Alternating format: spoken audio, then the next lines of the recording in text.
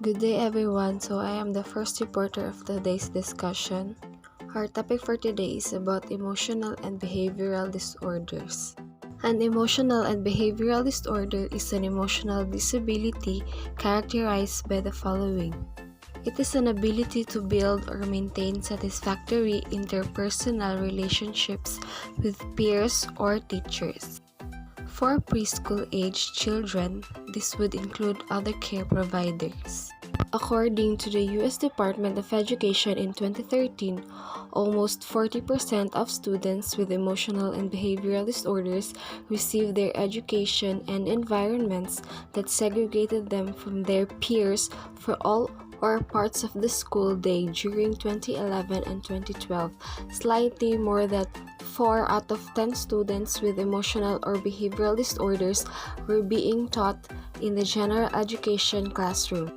Relative to other students with disabilities, including those with learning disabilities, students with emotional and behavioral disorder are more likely to be educated in separate classrooms in schools.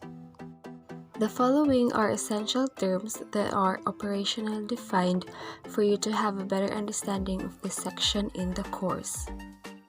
The first one is maladaptive, second, duration, third, frequency, and the last one is extinction. So let's start defining these terms. Maladaptive behavior has undesirable consequences for the individual as well as for the group. They are those which some people use to avoid directly confronting the discomfort of new situations or environments. They ease the pain of not being willing to adjust to new situations. The use of drugs and alcohol to reduce this pain without having to change is a common maladaptive behavior. The second term is duration. It is the length and the amount of time spent in the undesirable behavior is longer and may last an hour or more. Everyday experience suggests variation in the duration of single emotional episodes within emotions. For example, one can feel angry for only a couple of seconds but also for an entire day. In between emotions, for example, surprise has usually a shorter duration than sadness. And between persons, for example, is the after of personal loss. The third term is frequency. Frequency is the rate at which behavior occurs and how often a particular behavior is performed. Every cell in your body is affected by the emotional vibrational frequency that you manifest. Emotions resonate with the vibrational frequency that they generate. The higher the vibrational frequency, then the higher the expansion and the greater of life force in your cells. The last term is extinction. Extinction is a behavior that is eliminated because it is not getting reinforcement. In psychology, extinction refers to the gradual weakening of a conditioned response that results in the behavior decreasing or disappearing. In other words, the conditioned behavior eventually stops. You stop rewarding the behavior and eventually stop asking your dog to shake. That is an example of extinction. IDEA's definition of serious emotional disturbance. It is the inability to learn that cannot be explained by intellectual, sensory, or health factors. The inability to build or maintain satisfactory interpersonal relationships with peers and teachers. Inappropriate types of behavior or feelings under normal circumstances. General pervasive mood of unhappiness or depression. Tendency to develop physical symptoms or fears associated with personal or school problem. Classifications and dimensions of behavioral disorders. First is the conduct disorder. Individuals with this disorder are aggressive, disobedient, destructive, defiant, jealous, and resistant to change. Next is positional defiant disorders. They argue repeatedly and show resentment to authority. No, God! No, God, please, no! third is socialized aggression. They are hostile, disobedient, destructive, and display both physical and verbal aggression, and also involved in delinquent gangs. Anxiety and withdrawal. They display nausea, pains, headaches, fear, obsession, shyness, nightmares, crying, depression, and self-consciousness, and some may also suffer from phobias, like a fear of something. Next is antisocial behavior. Consistent and frequent disordered pattern of behavior that violate rules and regulations. Emotional and behavioral disorder. This encompasses a large number of disorders such as adjustment disorder, which is a group of symptoms such as stress, feeling sad or hopeless, and physical symptoms that can occur after you go through a stressful life event. Anxiety disorders refers to specific psychiatric disorders that involve extreme fear or worry and includes generalized anxiety disorder, panic disorder and panic attacks, selective mutism, separation anxiety, and specific phobias. Next is obsessive compulsive disorder. Is a personality disorder characterized by excessive orderliness, perfectionism, attention to details, and a need to control in relating to others. Next is post-traumatic stress disorder. Is a disorder that develops in some people who have experienced a shocking, scary, or dangerous event. And selective mutism is a severe anxiety disorder where a person is unable to speak in certain social situations, such as with classmates at school or to relatives they do not see very often. Attention deficit hyperactivity disorder or ADHD is a disorder marked by an ongoing pattern of inattention or hyperactivity impulsivity that infers with functioning or development. Oppositional defiant disorder is a type of behavior disorder, and children with this are uncooperative, defiant, and hostile toward peers, parents, teachers, and other authority figures. Conduct disorder is a group of repetitive and persistent behavioral and emotional problems in youngsters. Children with this disorder have great difficulty following rules, respecting the rights of others, showing empathy, and behaving in a socially acceptable way. Next is anorexia nervosa. Is an emotional disorder characterized by an obsessive desire to lose weight by refusing to eat. On the other hand, bulimia is an eating disorder wherein people with bulimia may secretly eat large amounts of food with a loss of control over eating and then purge and try to get rid of the extra calories in an unhealthy way. Next is bipolar disorder. Is a mental disorder that causes unusual shifts in mood, energy, activity levels, concentration, and the ability to carry out day-to-day tasks.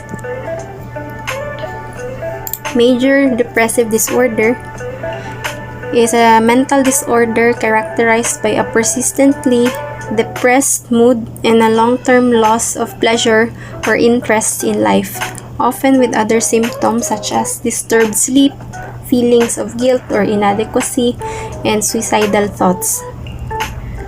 Autism is a developmental disorder of variable severity that is characterized by difficulty in social interaction and communication by restricted or repetitive patterns of thought and behavior. Schizophrenia is a serious mental illness that affects how a person thinks, feels, and behaves. People with schizophrenia may seem like they have lost touch with reality, which causes significant distress for the individual, their family members, and friends. And lastly, the seriously emotionally disturbed, which we have already tackled on the first part of this video. The next slide is a short film of a girl with a bulimia disorder.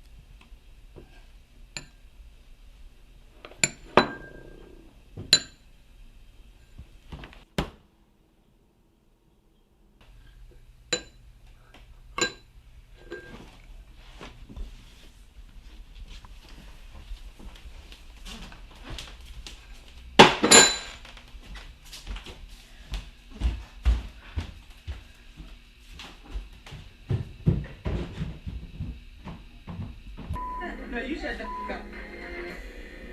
Coming up next. Well, I would do a little bit of Botox, not a lot. You need a girl. Wow. Yeah, right. Kid, I'm ready when you are, baby. But just not right now. I don't think it's too soon. Parents will be here any minute. Allow us to buy Earth back from the scammers.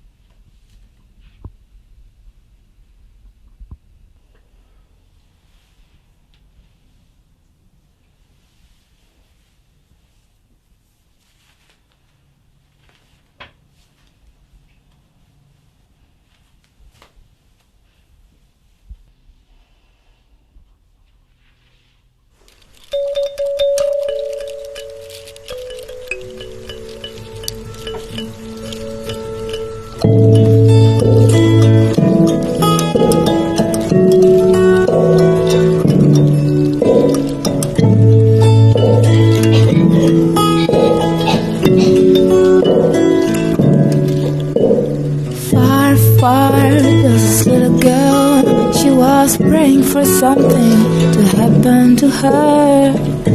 Every day she writes words and more words just to spit out the thoughts that keep floating inside. And she's strong when the dreams come, 'cause they take her, cover her, they are all over. The reality looks far now, but don't go. How can you stay outside? There's a beautiful mess inside. How can you stay outside? There's a beautiful mess inside.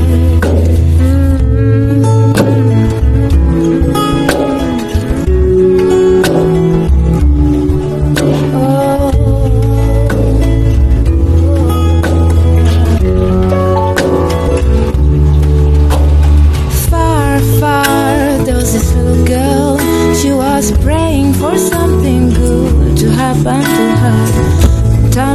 find their colors and shapes, dazzling her eyes, tickling her hands.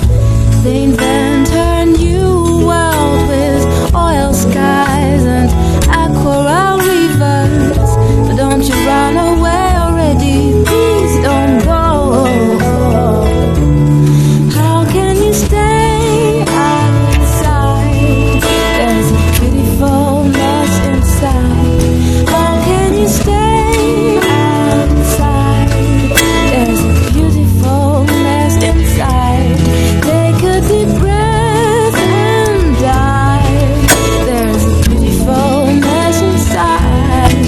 How can you stay outside? There's a beautiful mess inside.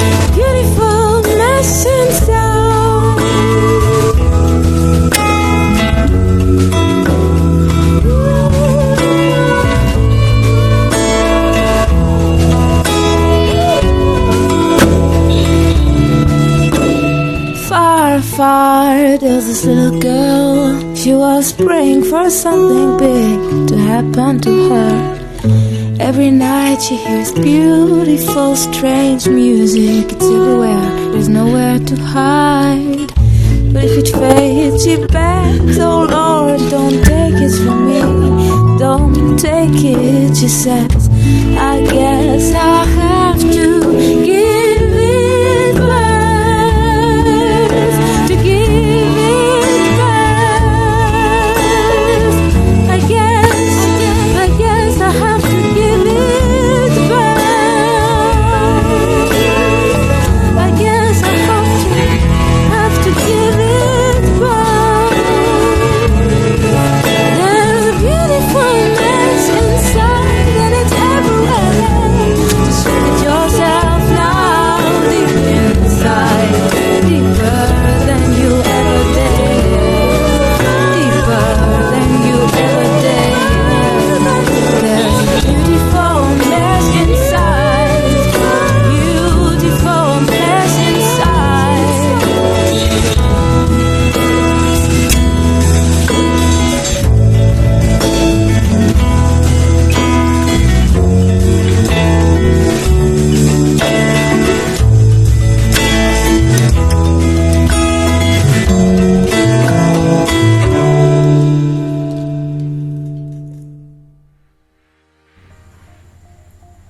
Greetings to everyone, especially to our professor.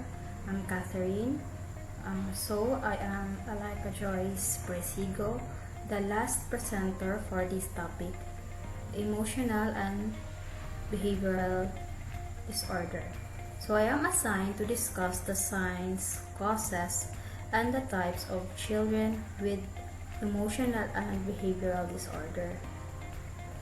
So there are signs or symptoms kung paano natin malalaman na ang isang bata ay may ganitong kondisyon.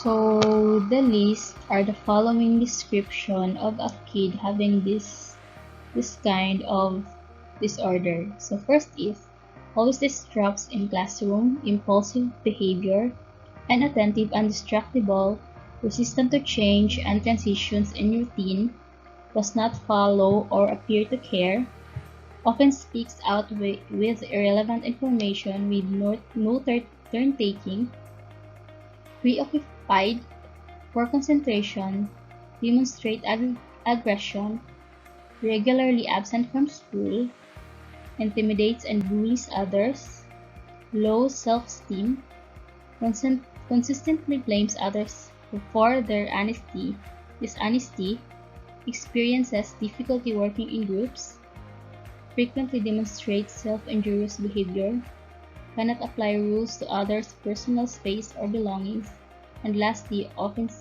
is manipulative in situations.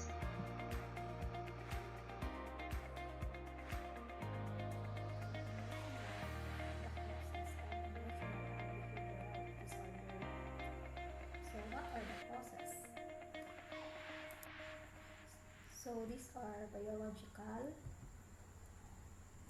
developmental, home environment related, and learned.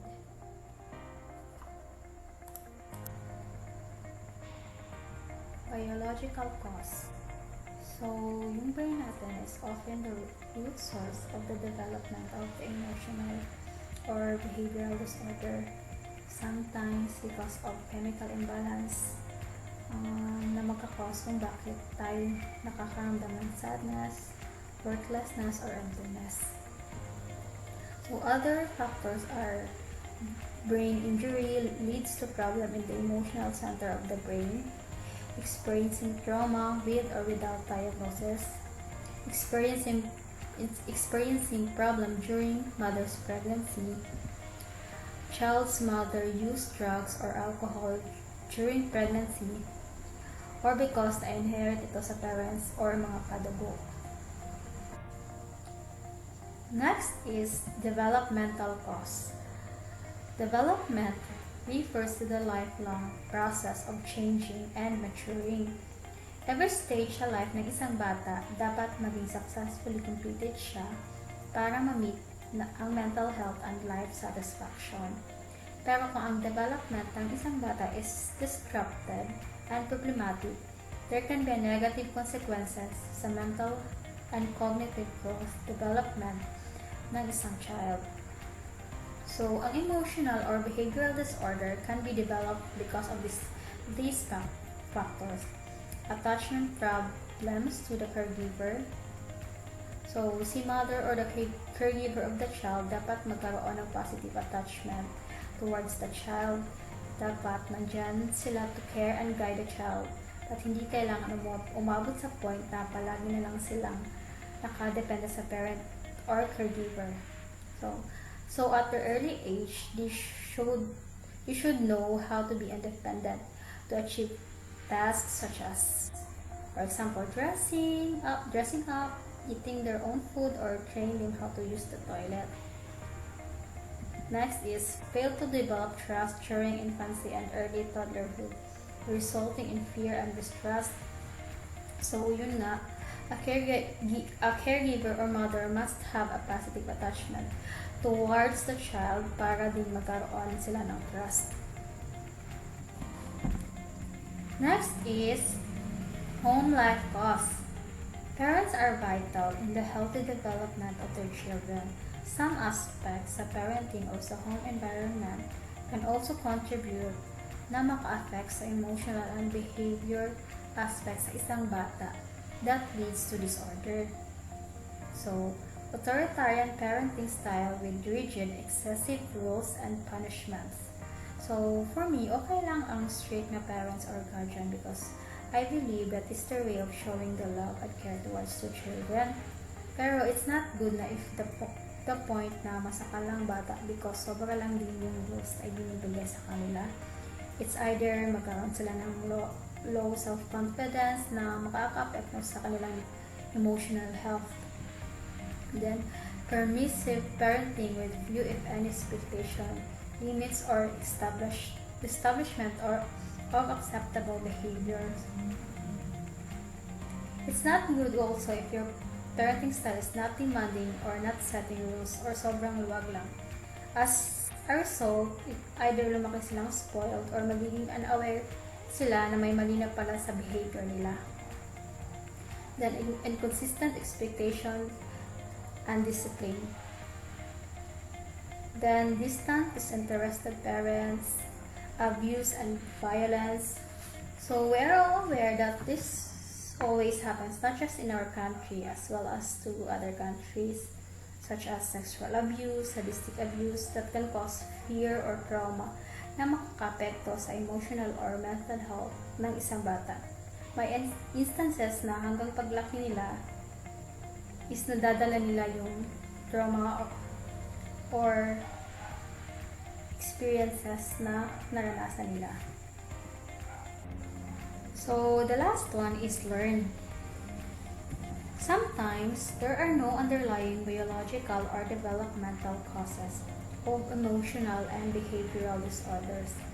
Instead, children learn that outburst is the only way para makuha nila yung atensyon na gusto nila from adults. So, related to that, associating punishment for behavior problems with receiving more attention, realizing that acting out is the only way to receive a response from parents or teacher. So the children with this kind of behavior are always seeking attention. So by doing bad things, ito lang yung way nila para makuha ang gusto nila or mapansin sila. Types of behavioral or emotional disorder. So these are anxiety disorder, bipolar disorder, conduct disorder, obsessive compulsive disorder or OCD, psychotic disorder, eating disorder, and depressive disorder. Anxiety disorder. So, ang anxiety is a normal part lang na siya of every child during their childhood. So, others may have an imaginary friend or have recurring nightmares about monster under the bed. But anxiety disorder, children who suffer this disorder are experiencing extreme fear, nervousness, shyness, and avoidance of places and activities that persist despite the helpful efforts of parents, caretakers, or the teachers. The next is bipolar disorder. So, bipolar disorder is a mental illness marked by extreme shifts in mood. So, children with this kind of disorder has severe mood swings or unusual na pag-shift ng mood. So, from being much excited, then, maya-maya naging irritable na naman, then, from being happy, then, maya-maya, nagiging sad na naman sila. So, next is conduct disorder, or refers to a group of repetitive and persistent behavioral and emotional problems in youngsters. So, children with this kind of disorder, sila yung mga bullies sa school or bullies sa mga kalaro nila, or sila yung mga nagsisimula ng away, nakaka-feel sila ng satisfaction every time na nang-harm sila or cruel sila towards someone. So, they are often described by others na masamang ugali nila, pero hindi alam ng iba na these children are experiencing this kind of disorder. Obsessive compulsive disorder is a mental disorder in which a person has certain thoughts repeatedly, called obsessions, or feels the need to perform certain routines repeatedly, called compulsions, to an extent which generates distress or impairs general function. So, children with this kind of disorder has obsessive thoughts that are unwanted. They have fear in touching of dirty objects. So, para makontrol ang fear nila, they use compulsive rituals by doing excessive hand washing. The next is psychotic disorder. Severe mental disorder that cause abnormal thinking and perceptions. So, children with this disorder shows impaired thinking and emotion that cause them to lose contact with the reality. So, nakikita sila ng mga bagay na hindi naman nakikita ng normal na tao. Naniniwala sila sa mga bagay-bagay na hindi naman kapanipaniwala. Eating disorder. So, eating disorder are characterized by extremes in eating behavior, either too much or too little, or feelings of extreme distress or concern about body weight or shape. So, children with this kind of disorder is natatakot sila to intake too much calories, kaya ang resulta nagiging underweight sila, or pwede din too much ang eating habit nila because of the emotional or mental stress na na-experience nila. So, according sa research, nade-develop ito during adolescence or early adulthood. However, pwede din ito magsimula sa child stage pa lang. And mas vulnerable ang mga females dito. So next is depressive disorder. So it's a mood of disorder that causes a persistent feeling of sadness and loss of interest, also called clinical depression. So symptoms of depressive disorder may include also sadness, irritability, clingy sila towards someone, madali lang sila mag-worry, madali silang maka-feel ng pain, or children with this kind of disorder, they refuse to go to school or nagiging underweight sila. So, as the future teachers, hindi natin maiiwasan na maka-encounter tayo ng students experiencing emotional or behavioral disorder. So, this will be challenging para sa teacher, especially if small portion lang sila. But there are always ways na mag-feel nila na welcome sila, and as the teacher, ready ka na tuwa silang lahat with fairness. So, there are tips in handling these children in an inclusive classroom, which children with exceptionalities or without exceptionalities will learn together. First is keep class rules or activities simple and clear. So, children with emotional and behavioral disorder will most likely struggle kung mag-impose ka ng long list or complicated rules and demand. So, try keep your guideline broad and simple. Next is reward positive behaviors. So, when they receive positive feedback and rewards, nakikita nila na there are positive benefits to a good behavior. So, ma-realize nila na kakampi ka, ikaw isa sa mga source na makakope nila yung difficulties na na-experience nila. Then, allow for mini breaks. So, a lot of emotional or behavioral disorder kids are lack of the emotional balance and maturity needed. So, to remain focused and on task for long periods, instead of reprimanding the student for their lapses, build in short rest periods or mini break into the school day. So, take time periodically stop teaching and allow students to catch up if needed. So, give them time to finish their assignment and allow those who have finished to stretch, get out of their seats, and move around in a bit. Or gumawa ka ng as a teacher, magsagawa ka ng icebreaker. Fourth is fair treatment for all. So, students with emotional and behavioral disorders also often don't respond very well to kung makikita nila na hindi fair ang treatment ni teacher sa lahat. So, makaka-trigger ito sa kanilang emotional behavior and maka-cause of negative thinking sa kanila.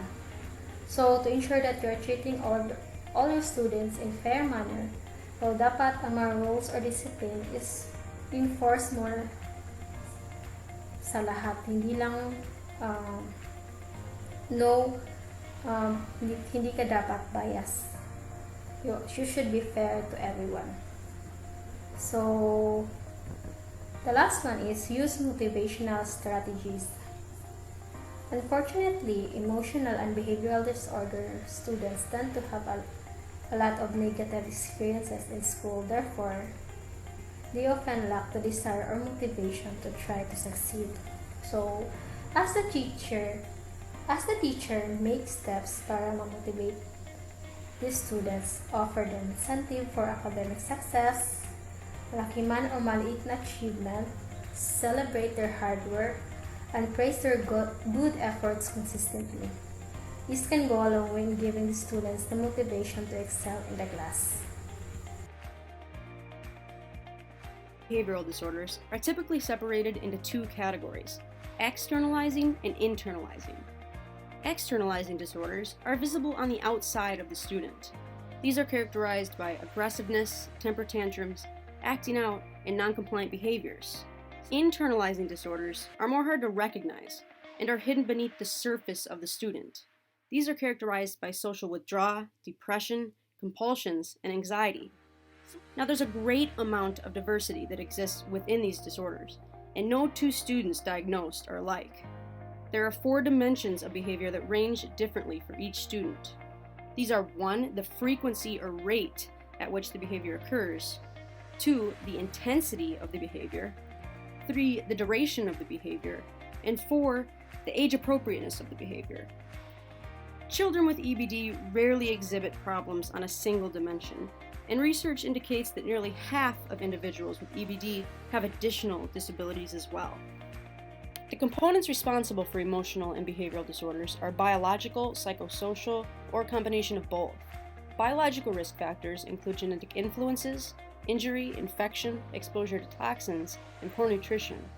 Psychosocial risk factors include parental discord, parental mental illness, parental criminal behavior, overcrowding in the home, poverty, and child maltreatment, which includes physical, emotional, and sexual abuse, along with child neglect. With this background knowledge in mind, let's focus back to this issue of inclusion that students with emotional and behavioral disorders are facing. To search for solutions, I conducted personal interviews with 4 education professionals, all of which have 6+ years of experience in working with this student population. I asked them a series of questions. First, is the general education classroom an appropriate placement for the least restrictive environment for most students with EBD? Their answer? Yes. Students need to see that modeling, especially young students, but academics are a struggle. In lots of situations, their needs are not being met because the general education classroom is too focused on academics. Many of these students need help learning how to learn, and the basic skills associated with that. Second, what factors make inclusion successful? Answers to this question I broke down into 4 categories: teacher characteristics, academic supports, physical environment, and instructional strategies. Teacher characteristics and skills. Be able to build rapport and genuine relationships with the students. Acceptance. Consider students with EBD as your students, not SPED students. Take responsibility and advocate for them. Make students feel safe by building a positive classroom community. See the positives of students and regularly point out their strengths. Be available to work with the students and other staff members, even when it requires additional time outside of class. Take part in reflective teaching. When a behavior problem occurs, reflect on why it occurred, and search for ways to adjust your own instruction to prevent or lessen those problem behaviors. Academic supports and modifications. Provide a variety of content enhancements. Shorten assignments. If they can show you their knowledge in 5 problems, don't make them do 15. If students cannot focus on academics for a class, let it go, and at least let them stay in the classroom. Make sure your students have access to adult support, and if they don't, help them find that support. Shorten the class period for them if needed. A lot of times, class periods are just too long for them to stay focused and be in one room. Physical environment. Be organized with time management. Arrange the classroom to allow for group activities and natural movement. Seat students to avoid potential conflicts. Switch up seating often, or even better, provide different options for seating, like different tables, desks, and chairs that are high, low, or allow for movement. Also, allow students to stand up if they want to. Instructional strategies. Positive behavioral support. Create value and meaning for learning. Help them feel included. Engagement. Provide engaging factors throughout your lesson to keep students involved in learning. Modeling. Be a good role model for your students. Show them how to take part in and enjoy learning. Self-monitoring. Help students recognize for themselves when they are or are not exhibiting positive behavior. Justice. Don't call them out or automatically assume that they were causing problems, such as talking or goofing off. Movement, but structured, or else it can get out of control.